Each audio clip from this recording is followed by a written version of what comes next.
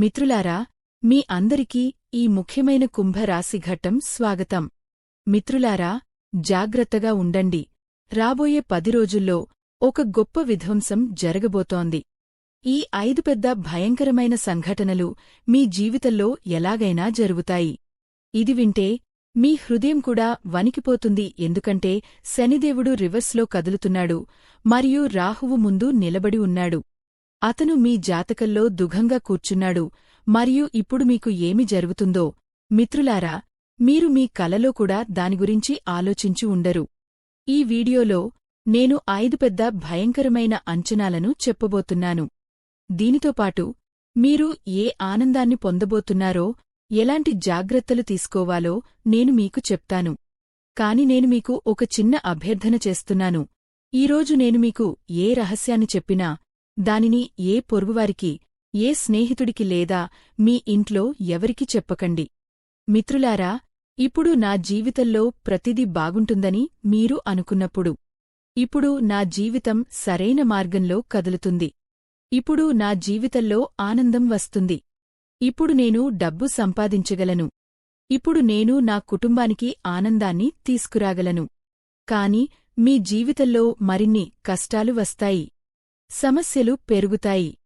మీ జీవితంలో ఇలాంటి విధ్వంసాలు జరుగుతాయి. మీరు కూడా కోపంగా ఉంటారు. మీరు లోపల విరిగిపోతారు. మీరు అనుకున్నది జరగలేదు కాని అది మరింత దిగజారిపోతుంది. ఎందుకంటే కుజుడు ఎల్లప్పుడూ మీ స్నేహితులపై భారంగా ఉంటాడు మరియు మీ స్వంత తప్పులు మీ ఉజ్వల భవిష్యత్తును పాడు చేస్తాయి. కాని ఇప్పుడు శని వ్యతిరేక దిశలో కదులుతున్నాడు మిత్రులారా. మరియు శని వ్యతిరేక దిశలో కదిలినప్పుడల్లా మీ జీవితంలో చాలా గందరగోళం ఉంది. అవును మిత్రులారా, మరియు రాహువు ముందు కూర్చున్నాడు. అవును, రాహువు జాతకంలో కూర్చున్నాడు. అటువంటి పరిస్థితిలో మీకు ఇలాంటి సంఘటనలు జరుగుతాయి. అవి సాధారణం కావు. ఉదాహరణగా నేను మీకు చెప్తాను. మీరు దారిలో ఎక్కడికో వెళ్తున్నారు మరియు అది ఎలా ఉంటుంది? మీకు డబ్బు నిండిన సంచి లేదా బంగారు గొలుసు దొరికితే అది ఎలా ఉంటుంది? మీరు చాలా సంతోషంగా ఉంటారు. అకస్మాత్తుగా మీరు లాటరీని గెలుస్తారు. అవును, సరిగ్గా అదే జరుగుతుంది. అకస్మాత్తుగా మీకు ఎక్కడినుంచో భారీ డబ్బు వస్తుంది మరియు ఇది కష్టపడకుండానే డబ్బు అవుతుంది. ఇటువంటి సంఘటనలు జరుగుతాయి. కొన్ని షాకింగ్ సంఘటనలు కూడా జరుగుతాయి. నేను మీకు ఒక ఉదాహరణ ఇస్తాను. మీరు కూర్చుని సరదాగా లేదా ఎక్కడో తిరుగుతుంటే అకస్మాత్తుగా మీకు ఒక కాల్ వస్తుంది మరియు ఈ కాల్లో మీకు వచ్చే సమాచారం మిమ్మల్ని ఆశ్చర్యపరుస్తుంది మరియు మీ కళ్ల నుండి కన్నీళ్లు తెప్పిస్తుంది. ఎందుకంటే ఆ సమాచారం చాలా ప్రమాదకరమైనది. కాబట్టి మీ జీవితం బాగానే సాగుతుంది మరియు అకస్మాత్తుగా మీకు అన్ని సంతోషాలు నాశనమయ్యే విషాదకరమైన వార్తలు వస్తాయి. కాబట్టి మిత్రులారా, ఈరోజు నేను మీకు ఏమి జరగబోతోందో 5 పెద్ద అంచనాలు వేస్తాను.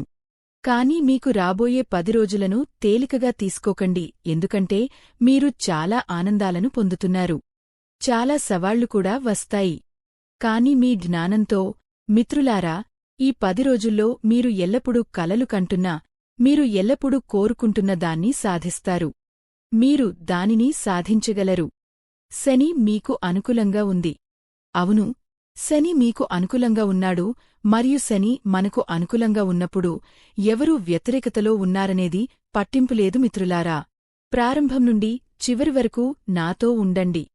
కాని దానికి ముందు నేటి అత్యంత ముఖ్యమైన మరియు విలువైన వీడియోలాగా. ఫ్రెండ్స్, నేను చాలా కష్టపడి ఈ వీడియోను తయారు చేశాను.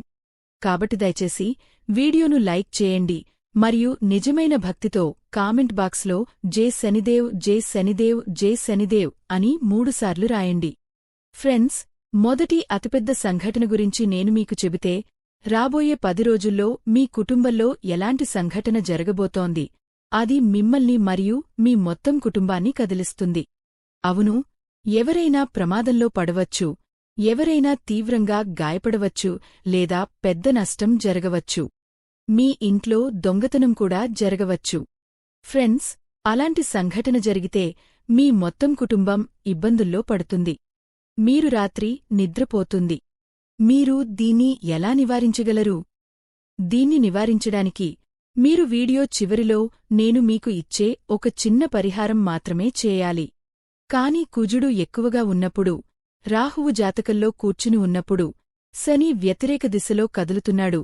అప్పుడు ఫ్రెండ్స్, ఈ సంఘటన జరగడం సాధారణ విషయం, కాని దానిని నివారించడం కూడా సులభం.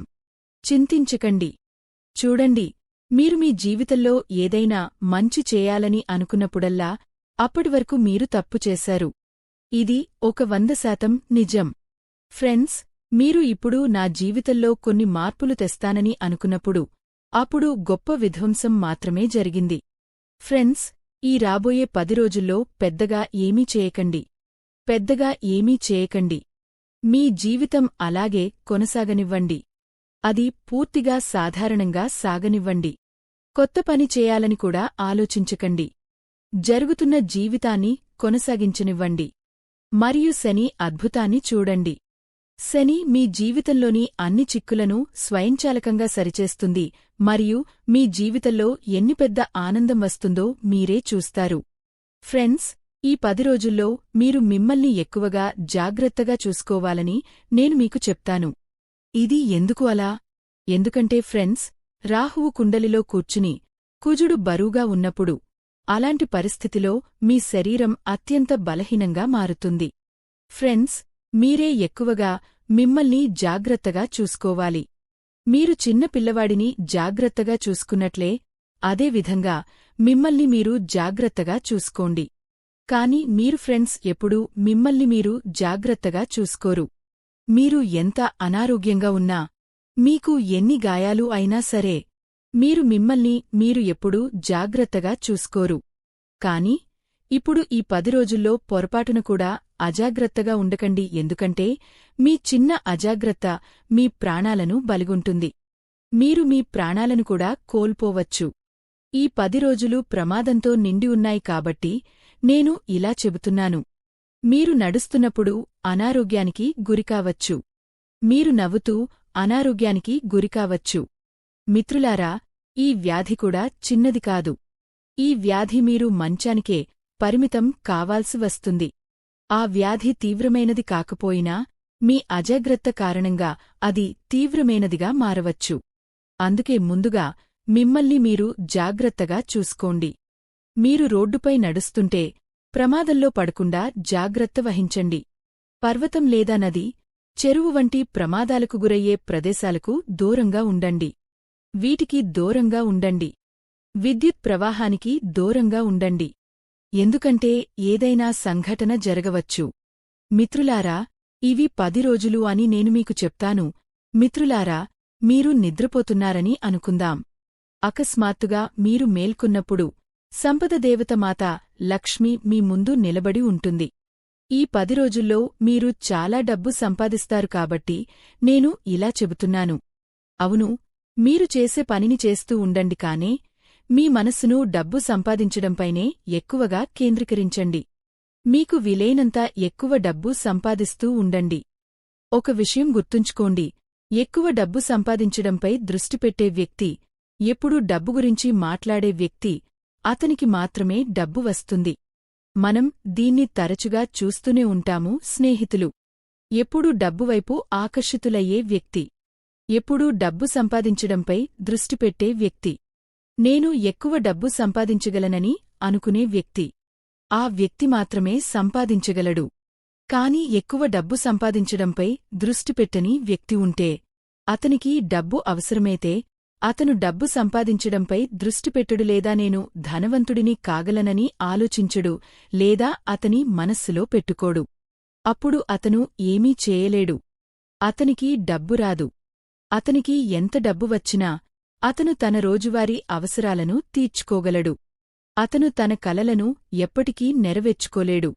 మీరు మీ కలలను నెరవేర్చుకోవాలనుకుంటే మొదట మీరు తెల్లవారుజామున 2 గంటలకు అర్ధరాత్రి మంత్రాలను ధ్యానించాలి. మీరు ఉదయం నిద్రలేచినప్పుడల్లా నా జీవితం చాలా బాగుందని మీ మనస్సులో ఈ ఆలోచనను తీసుకురావాలి. నా జీవితంలో దేనికీ లోటు లేదు. నా ఇంటి బయట ఒక పెద్ద కారు పార్క్ చేయబడింది. మీ ఇంటి బయట సైకిల్ ఉన్నప్పటికీ నా ఇంటి బయట కారు పార్క్ చేసి ఉందని మీరు అనుకోలి.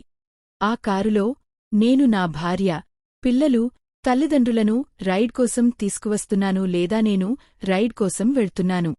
ఉదయం విశ్వశక్తులు చాలా చురుగ్గా ఉంటాయి కాబట్టి మీరు మీ మనస్సులో ఇలా ఆలోచించాలి మిత్రులారా. మరియు అటువంటి పరిస్థితిలో ఉదయం మన మనస్సులో ఏ ఆలోచనలు ఏర్పడినా అవి రోజంతా మరియు జీవితాంతం మనకు వ్యక్తిగతంగా జరుగుతాయి. కాబట్టి అటువంటి పరిస్థితిలో మీరు ఉదయాన్నే నిద్రలేచినప్పుడు కొంచెం ఊహించుకోండి. నాకు చాలా సంపద ఉందని మీ మనస్సులో కొంచెం ఆలోచించండి. నాకు పెద్ద కారు ఉంది. నాకు పెద్ద బంగ్లా ఉంది. నా జీవితంలో ప్రతిదీ బాగుంది. నాకు మంచి భార్య ఉంది. నాకు ఆరోగ్యకరమైన తల్లిదండ్రులు ఉన్నారు. నా ఆరోగ్యం ఆరోగ్యంగా ఉంది. నా కుటుంబంలో ఐక్యత ఉంది. మీరు చాలా గొప్ప విషయాలను ఊహించుకోవాలి. నాకు అందమైన బిడ్డ ఉంది.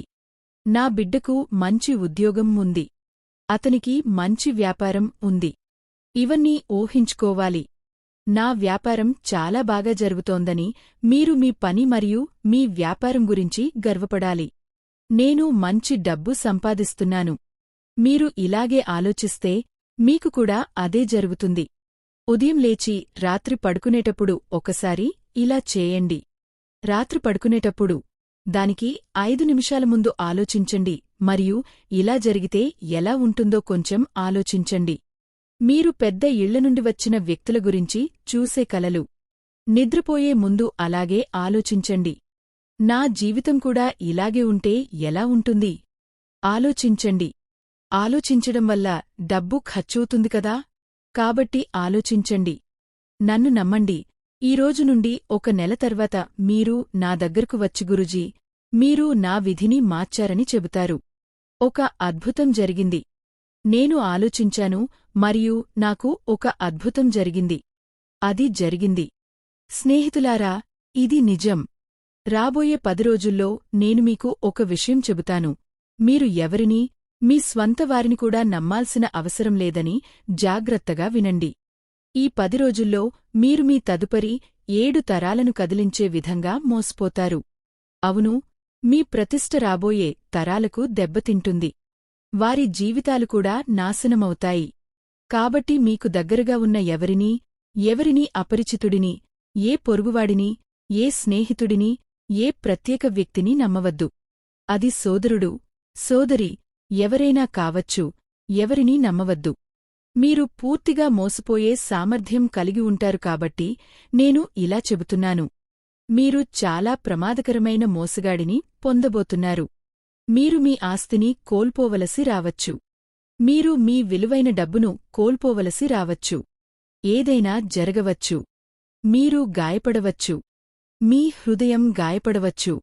మీ నమ్మకం విచ్ఛిన్నం కావచ్చు. ఏదైనా జరగవచ్చు. ఎవరినీ నమ్మవద్దు. మీకు ఒక దుకాణం ఉంటే, మీకు వ్యాపారం ఉంటే, అక్కడ పనిచేసేవారిని నమ్మవద్దు. మీరు మోసపోతారు. నేను ముందే చెబుతున్నాను, ఎందుకంటే మీరు మోసపోయే అవకాశం ఎక్కువగా కనిపిస్తున్నారు మరియు ఈ మోసం మీ మొత్తం జీవితాన్ని మరియు మీ తరం మరియు మీ పిల్లల జీవితాన్ని నాశనం చేస్తుంది. కాబట్టి మీరు నా విషయాన్ని బాగా అర్థం చేసుకుని ఉండాలి. అలాగే రాబోయే 10 రోజుల్లో మిత్రులారా, మీరు తంత్రమంత్రం, తాంత్రిక మొదలైన వాటికి దూరంగా ఉండాలి. ఇప్పుడు మీలో కొందరు ఇలాంటివి ఏమీ జరగవని అంటారు. ఏ తంత్రమంత్రం, ఏ ప్రక్రియ? కాబట్టి చూడండి, నేను మీకు అలాంటి కొన్ని విషయాలు చెబితే అది కేవలం 5 నిమిషాల్లో మీ మనసును దెబ్బతీస్తుంది. మీరే గురుజీ, ఇది నాకు జరుగుతోందని చెబుతారు. అంటే ఎవరో నామీద మాయాజాలం చేశారని అర్థం. మీమీద మాయాజాలం జరిగిందని మీరు అర్థం చేసుకుంటారు. కాబట్టి స్నేహితులారా, ఎటువంటి ప్రశ్నలు అడగకుండా నా మాట వినండి. మాయాజాల ఆచారాలకు దూరంగా ఉండండి. మీరు 3 మార్గాలు ఉన్న ప్రదేశానికి వెడుతున్నట్లయితే అక్కడ ఎవరైనా మాయాజాలం చేసిన లేదా ఏదైనా మాయాజాలం చేసినట్లయితే మిత్రులారా, అక్కడి నుండి వెళ్ళిపోండి. అక్కడికి వెళ్ళకండి. వీలైతే మార్గాన్ని మార్చుకోండి, ఎందుకంటే అంగారక గ్రహం ఇప్పటికే మీమీద భారంగా ఉంది. మాయాజాలం ఇప్పటికే మీమీద భారంగా ఉంది. మీ జాతకంలో రాహువు కూర్చున్నాడు. శని వ్యతిరేక దిశలో కదులుతున్నాడు. అటువంటి పరిస్థితిలో మీరు మాయాజాలం చేసే ప్రదేశం గుండా వెళితే మిత్రులారా, ఆ స్థలం యొక్క ప్రతికూల శక్తులు మీపైకి రావచ్చు. కాబట్టి అలాంటి ప్రదేశానికి వెళ్ళకండి. అలాగే సాయంత్రం రావి చెట్టు కిందకు వెళ్ళవద్దు. మరియు మిత్రులారా, ఇంకొక విషయం జాగ్రత్తగా వినండి. అక్కడ ఎవరైనా చనిపోతే, అవును, మీ బంధువుల ఇంట్లో ఎవరైనా చనిపోయారు, మరియు మీరు అక్కడికి వెళ్తుంటే కొంచెం జాగ్రత్తగా వెళ్ళండి. మీతో ఒక చిన్న కత్తిని తీసుకెళ్ళండి. కత్తి దుష్టశక్తులను దూరంగా ఉంచుతుంది. మీరు తెలుసుకోవాలి మరియు వీలైతే మొదట హనుమాన్ జీ ఆలయానికి వెళ్ళండి. ఆలయానికి వెళ్లి తిలకం వేసి అక్కడికి వెళ్ళండి. ఇలా ఎందుకు జరిగింది? ఎందుకంటే ఒక మరణం జరిగిన ప్రదేశంలో ఈటీవల అక్కడ చాలా ప్రతికూలత ఉంది. మిత్రులారా, ఆ ప్రదేశం యొక్క ప్రకాశం కూడా ప్రతికూలతను కలిగి ఉంటుంది. ఆ కుటుంబంలోని వారందరికీ చిన్న హృదయం ఉంటుంది.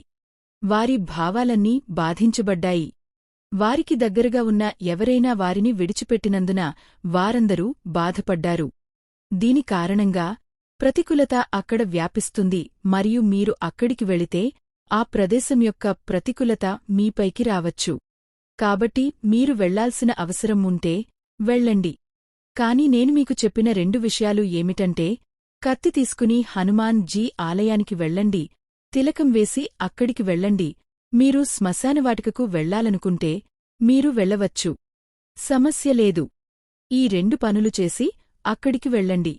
ఇప్పుడు నా మాట జాగ్రత్తగా వినండి. చూడండి, ఈ రాబోయే 10 రోజుల్లో మీరు ఎవరినైనా ఎక్కువగా చూసుకోవాల్సి వస్తే మొదట మీరే. నేను మీకు చెప్పాను మరియు జాగ్రత్తగా ఉండవలసిన మరో విషయం ఏమిటంటే, మీ డబ్బు, మీ విలువైన వస్తువులు, మీ ఆస్తి, ఎందుకంటే అవి పోతాయి. మిత్రులారా, మీ చిన్న అజాగ్రత్త వల్ల మీ డబ్బు నాశనం కావచ్చు. మరొకరు దానిని తీసుకెళ్లవచ్చు. మీరు ఎక్కడికైనా బయటకు వెళ్తుంటే మీ విలువైన వస్తువులను జాగ్రత్తగా చూసుకోండి. అది దొంగిలించబడవచ్చు, మోసం జరగవచ్చు.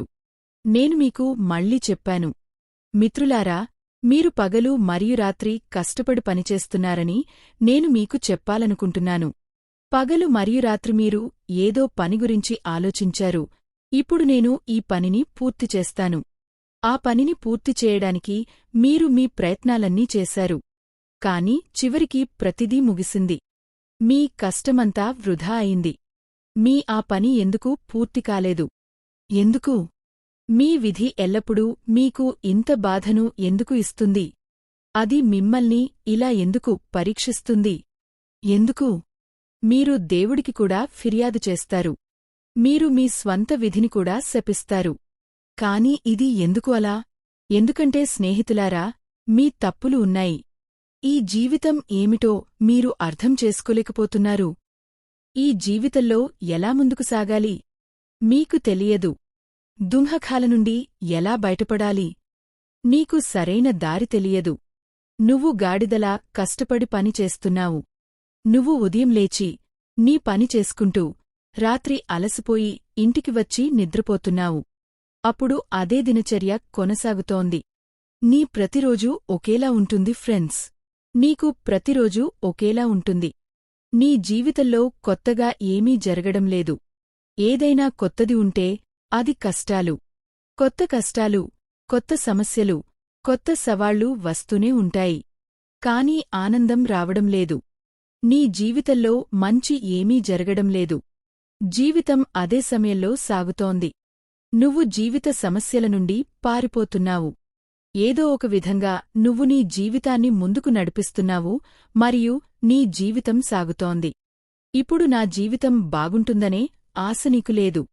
కాబట్టి ఇక ఏ ఆశ కూడా లేదు. నువ్వు ఈ నెల గడిచిపోవాలనుకుంటున్నావు, వచ్చే నెల గడిచిపోవాలనుకుంటున్నావు. దానిని దాటవేయి, రేపటి రోజు గడిచిపోనివ్వు. నీ జీవితం ఇలాగే సాగుతోంది. ఈ నిజం పనిచేయకపోతే నాకు చెప్పు మరియు అది పనిచేస్తుంటే, అవును గురూజీ నువ్వు నిజమే చెబుతున్నావని కామెంట్లో చెప్పు. నా జీవితం సరిగ్గా ఇలాగే సాగుతోంది. మీరు ప్రతిరోజూ ఒక సవాలుగా జీవిస్తున్నారు. అదే మీరు చేస్తున్న అతిపెద్ద తప్పు. విషయాల నుండి పారిపోకండి. విషయాలు అలాగే జరగనివ్వండి. ఎవరైనా మిమ్మల్ని డబ్బు అడుగుతుంటే వారిని అడగనివ్వండి. ఏమి జరుగుతుందో జరగనివ్వండి. ఎవరైనా రుణం అడుగుతుంటే వారిని అడగనివ్వండి. ఏమి జరుగుతుందో జరగనివ్వండి. కాని మీ మనస్సును క్రమబద్ధంగా ఉంచుకోండి. ఎందుకంటే మీ మనస్సు మాత్రమే మిమ్మల్ని అప్పుల నుండి బయటకు తీసుకువస్తుంది. మీ అందరి పరిస్థితిని మెరుగుపరిచేది అదే మనస్సు. మరియు మిత్రులారా, నేను మీకు చెప్పేది చాలా జాగ్రత్తగా వినండి. చాలా జాగ్రత్తగా వినండి. రాత్రి సమయంలో అకస్మాత్తుగా మీ కాళ్లలో బలమైన లాగడం, నరాలు చిక్కుకుపోవడం లేదా మీ నిద్ర ఒక కుదుపుతో చెదిరిపోతే ఇది కేవలం అసౌకర్యం మాత్రమే కాదు, శరీరంలోని లోపం మరియు మీపై ప్రతికూలత యొక్క ప్రభావం. కాబట్టి ఇది మీకు తరచుగా జరిగితే నేను మీకు ఒక చిన్న పరిష్కారం చెబుతున్నాను. ఇది ఎందుకు జరుగుతుంది? ముందుగా దీన్ని తెలుసుకుందాం. మనం రాత్రిపూట అకస్మాత్తుగా ఎందుకు మేల్కొంటాము? మన కాళ్లలో తిమ్మిరి ఎందుకు అనిపిస్తుంది? మనకు ఎందుకు చెమట పడుతుంది? మనకు పూర్తి కలలు ఎందుకు వస్తాయి? జాగ్రత్తగా వినండి మిత్రులారా, జాగ్రత్తగా వినండి. దయ్యాలు, మంత్రవిద్య, తంత్రమంత్రశక్తులు మొదలైన ప్రతికూల శక్తులు మన ఇంట్లోకి వచ్చినప్పుడు అది మన జీవితంలో జరుగుతుంది. ఇవన్నీ మన ఇంట్లో ఉంటే లేదా మనపై ఉంటే మనకు ఇలా జరుగుతుంది. మన మనస్సు పదే పదే చెడు పనుల వైపు వెళుతుంది. మనం మాదకద్రవ్యాలు ఉపయోగిస్తాము, జూదం ఆడతాము, దుర్వినియోగం చేస్తాము. మొత్తమీద మనం చెడు సహవాసంలోకి వెళ్తాము. ఇది మనకు జరుగుతుంది. ఇది మీకు జరుగుతుంటే వ్యాఖ్యలో మాకు చెప్పండి. అవును గురూజీ, ఇది నాకు కూడా జరుగుతోంది. కాబట్టి మిత్రులారా, నేను ఈ విషయాన్ని ఇంతకు ముందే చెప్పాను మరియు దీనికి పరిష్కారం చెబుతాను. ఇది జరుగుతుంటే దాని నుండి బయటకు రావడం అవసరం. దీని నుండి బయటకు రావడానికి మనం దానిని నేరుగా మూలం నుండి తొలగిస్తాము. మేము దానిని మూలం నుండి తొలగిస్తాము. మేము మూలాన్ని దాడి చేస్తాము. ఏమి చేయాలి? జాగ్రత్తగా వినండి. మీ ఇంట్లో, అవును, మీ ఇంట్లో ఎక్కడైనా ఏదైనా మురికి ఉంటే మొదట మురికిని తొలగించండి. ఆ మురికిని పూర్తిగా తుడిచివేయండి. మురికి అంటే ఏమిటి? ఇప్పుడు ప్రజలు మురికి అంటే బురద లేదా ఏదైనా మురికి అని అనుకుంటున్నారు. అస్సలు కాదు. మనం దానిని మురికి అని అనము. మురికి ఉంది కాని చాలా రకాల మురికి ఉన్నాయి. చాలా రోజులుగా పడివున్న పాత మురికి, బట్టల వంటి మురికిని మేము దానిని మురికి అని కూడా పిలుస్తాము. నువ్వు చొక్కా వేసుకుని దాన్ని తీసేసి చాలా రోజులు ఉతకలేదు. ఆ చొక్కా చాలా రోజులు నీ తలుపు వెనుక వేలాడుతోంది. 2 రోజులు గడిచాయి, 3 రోజులు గడిచాయి, 4 రోజులు గడిచాయి. ఆ గుడ్డ వేలాడుతూనే ఉంది. ఒక మురికి గుడ్డ అక్కడే వేలాడుతూ ఉంటే అది కూడా మురికినే మరియు అక్కడే పడి ఉంటే అది ప్రతికూలతను ఆకర్షిస్తుంది మరియు దానిలో చాలా ప్రతికూలత ఉంటుంది. మీరు దానిని కడిగినప్పటికీ దాని ప్రతికూలత పోదు. అప్పుడు ప్రతికూల శక్తులు మళ్లీ మీ ఇంటికి వస్తాయి. అంటే దుష్ట శక్తులు, దయ్యాలు, ఆత్మలు, పిశాచాలు, మేము వాటిని ఇలా పిలుస్తున్నాము. అలాగే స్నేహితులారా, మీరు ఇంటిని తుడిచిపెట్టారు. మీరు ఇంటిని తుడిచిపెట్టి ఆ తుడుపుకర్రను అలాగే ఉంచారు. అది రాత్రంతా అక్కడే ఉండిపోయింది. కాబట్టి అది ఏమైంది? మురికి. మీరు బాత్రూంకి వెళ్లారు. మీరు స్నానం చేశారు. అవును, మీరు స్నానం చేశారు. సబ్బుతో మీ శరీరం నుండి అన్ని మురికిని తొలగించారు. మొత్తం శరీరంపై సబ్బు రాసి ఆపై నీరు పోశారు. మీ శరీరం నుండి మురికి తొలగిపోయింది. కాని ఆ సబ్బు స్వచ్ఛంగా మారిందా? లేదు.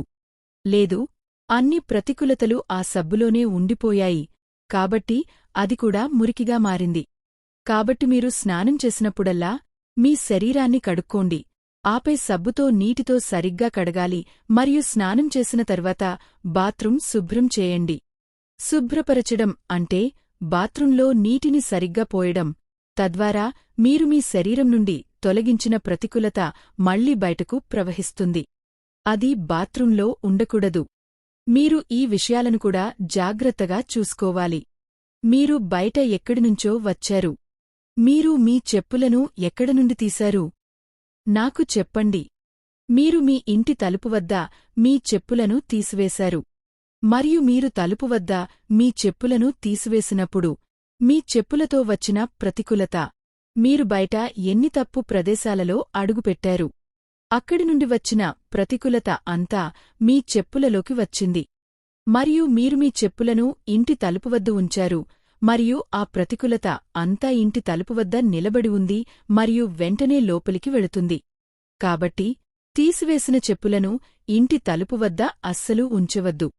వాటిని దూరంగా ఉంచండి మరియు ఇంటి తలుపు వద్ద హనుమాన్ రక్షక్ కవచ్ను కట్టడానికి ప్రయత్నించండి.